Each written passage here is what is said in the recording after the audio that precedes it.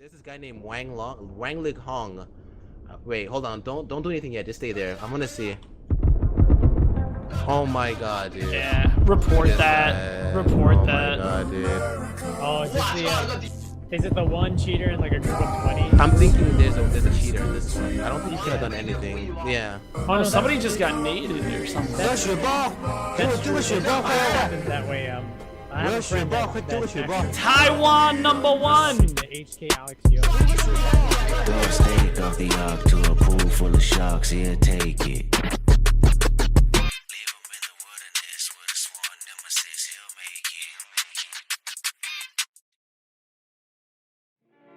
There's a long history in America of Asians being portrayed with negative or comical stereotypes in films, books, and the visual arts. Until very recently, it seemed as if even in mainstream cultural productions, it was perfectly acceptable to perform racist characters of Asians. These kinds of portrayals were no longer acceptable for other ethnic groups in America, but until very recently, Asians remained fair game. A so-called offensive mascot, my beloved character, Ching Chong Ding Dong. Oh, I love tea. It's so good for you.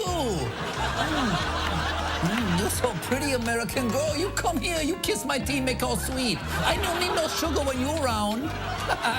Come on, my rickshaw, I give you a ride to Bangkok.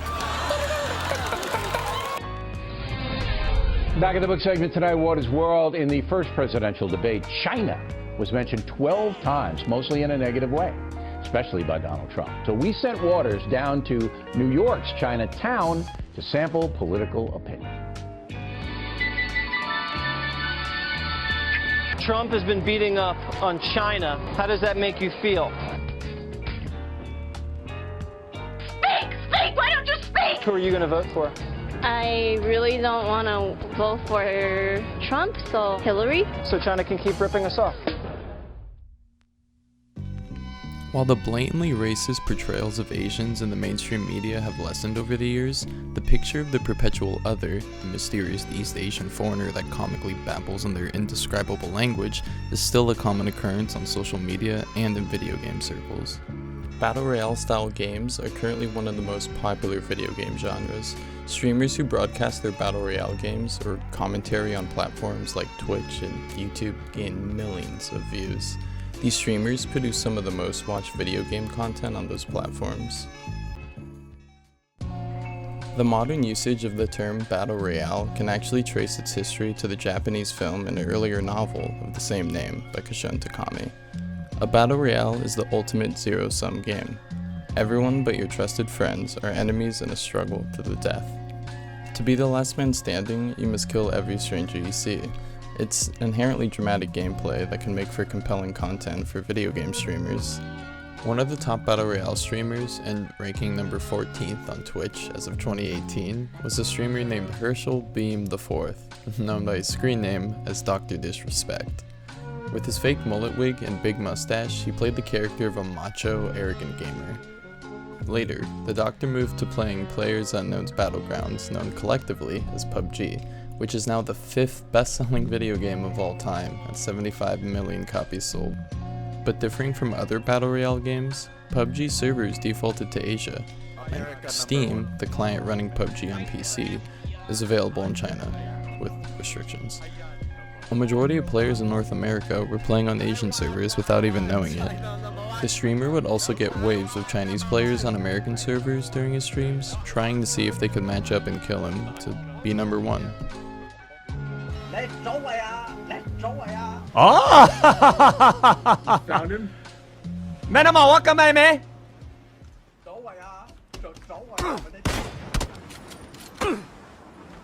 Oh, I almost did it.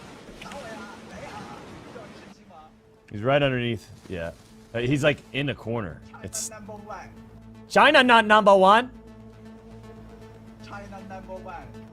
You're nothing. China #1，你嚟打我啊！咁我話嘅咩嘛？鬆到我冇啊嘛？你傻字，你嚟打我啊！No，嗰話我冇啊！boom，中爆我佢未？你嚟打我啊！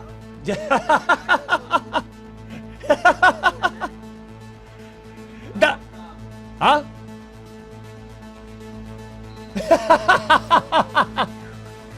Kiếm mình đấy mẹ, cũng đầy em mà hoa mà.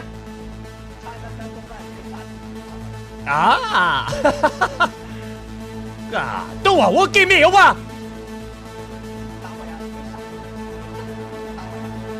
杀低，等我英咩功，送到外面扣啊怎么什么 ？What'd you say?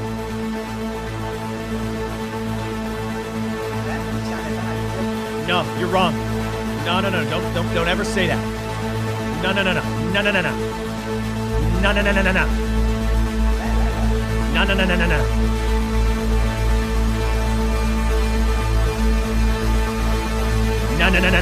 Now you're dead. Goodbye. Bye. Great job, Fizz. GG.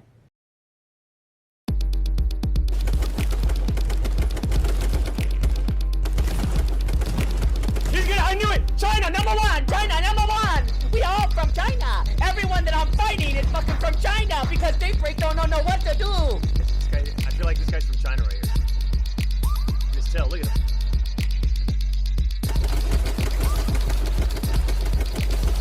I'm telling you, Battle Boy! Fucking get him out! Get him out of the servers! Well, but now I can use some advice. I've been trying to get with this fine Asian slick mama. Got any pickup lines I could say in her language?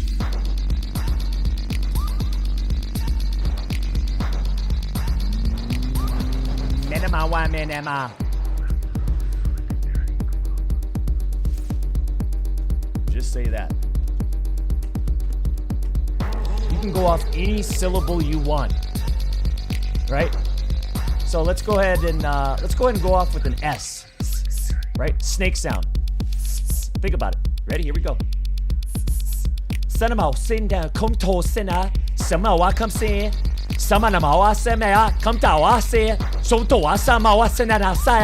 Right? A lot of S's. Now we can go to the T's. Wait for it.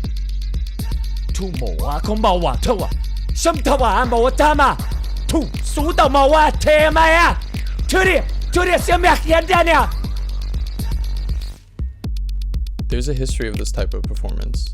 Here, Asians in general and Chinese people in particular are portrayed as the exotic other, the unknowable and completely alien other who in this instance, and many others like it, is also comically stupid. This type of mimicry has a long history in the United States. Using the gibberish words ching chong goes back to at least the 1800s. The words are even in a children's book of rhymes published in 1886. One of the young characters in John Steinbeck's 1945 novel, Cannery Row, repeats a variation on the popular children's rhyme.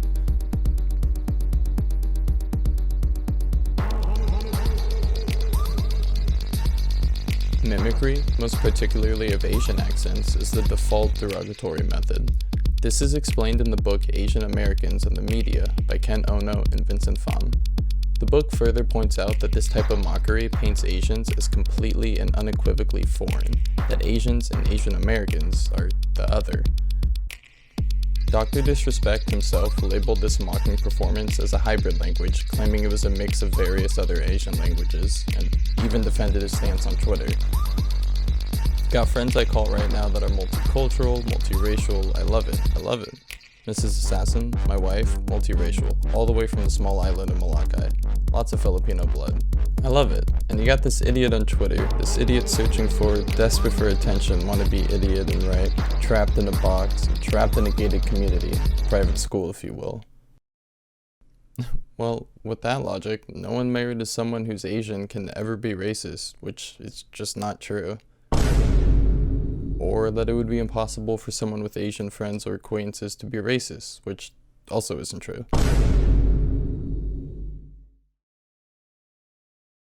This supposedly humorous mocking of what Dr. Disrespect imagines to be a Pan-Asian accent came at a time of heightened racial and ethnically motivated hate crimes against Asians and Asian Americans. China. China. China. China. China. China. China. China. China. China.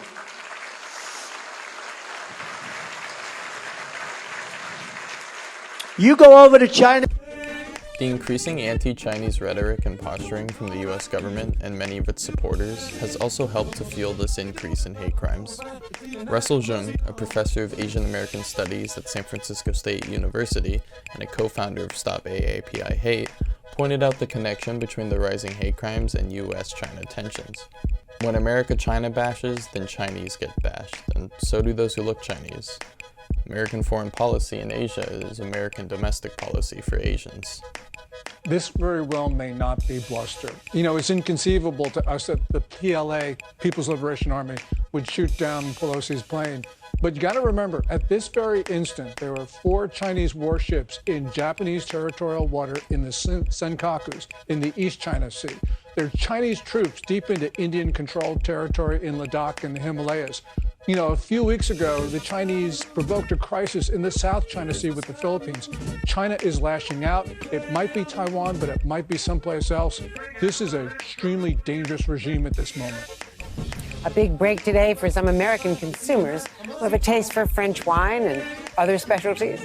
The president and European leaders today in Brussels suspended a 17-year trade war over aircraft subsidies to Airbus and Boeing, agreeing to work together against a common rival, China, trying to ramp up its investment in airplane production. This after NATO leaders warned on Monday that China is posing a growing military threat to the alliance.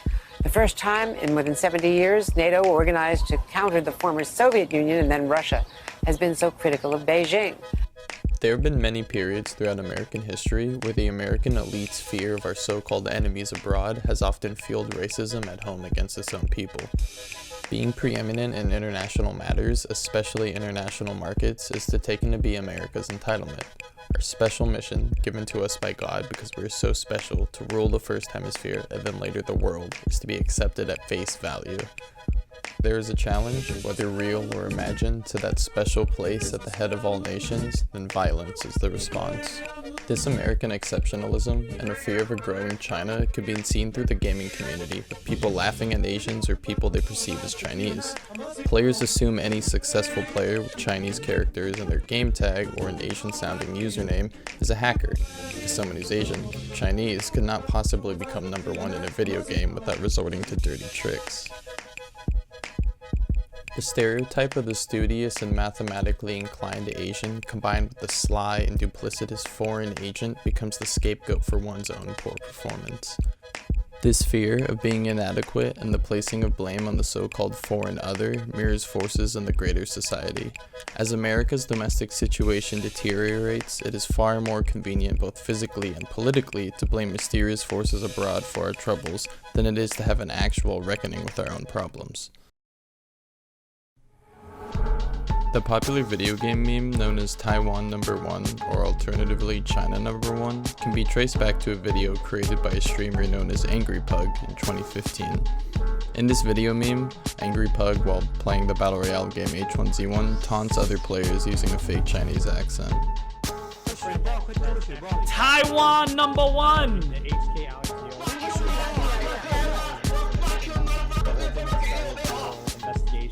Taiwan #1! And he told me about something about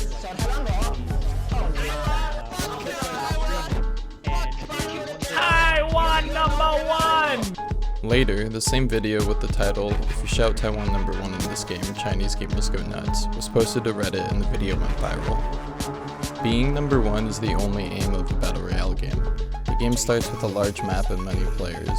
One by one, the players are picked off and the map shrinks until at last the vast map becomes a single spot and the last man standing claims the victory.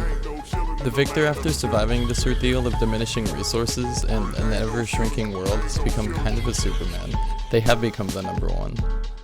After centuries of American exceptionalism and a viewing of the world through the lens of Orientalism, it's near impossible to accept that a Chinese video game player in a Battle Royale arena hosted on a server somewhere in Asia could be #1. The mere idea is ridiculous. It's seen as a joke. There's a quote from someone, and I can't remember who, but it goes along the lines of something like, "Ideology is the set of all those ideas and practices that help those on top stay on top." I can't think of a better summation of the effects of these kinds of racist commentaries and performances. In our connected world where we can play video games and communicate with people all across the globe, we mock them and ridicule them for their supposed otherness when we could be learning from each other. We could be identifying our common problems and working to solve them. It is a certainty that the average American video game player has more in common with their fellow players across the globe than they do with the elites of their country, the people who own the games that they're playing.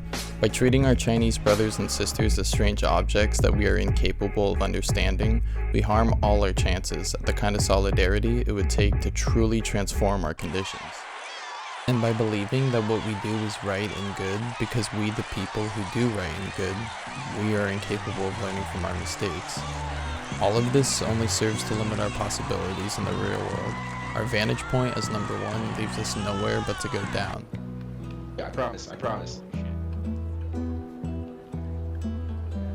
This is me. Wait. Whoa. Relax. It's a fist fight. Relax.